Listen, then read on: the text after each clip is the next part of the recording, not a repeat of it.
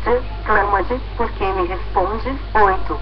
Não há entre os deuses semelhante a ti, Senhor, e nada existe que se compare às tuas obras. 9.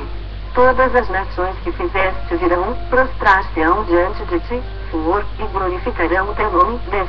Pois tu és grande e operas maravilhas, só tu és Deus. 11.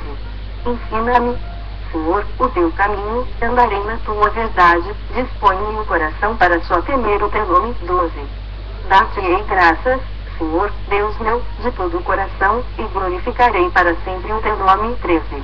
Pois grande é a tua misericórdia para comigo, e me livraste a alma do mais profundo poder da morte. 14.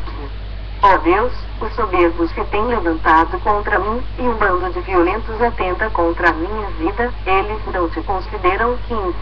Mas tu, Senhor, és Deus compassivo e cheio de graça, paciente, grande em misericórdia e em verdade. 16. Volta-te para mim e compadece-te de mim, concede a tua força ao teu servo e salva o filho da tua serva. 17. Mostra-me um sinal do teu favor, para que o vejam e se envergonhem os que me aborrecem, pois tu, Senhor, me ajudas e me consolas. Salmos 87, 1.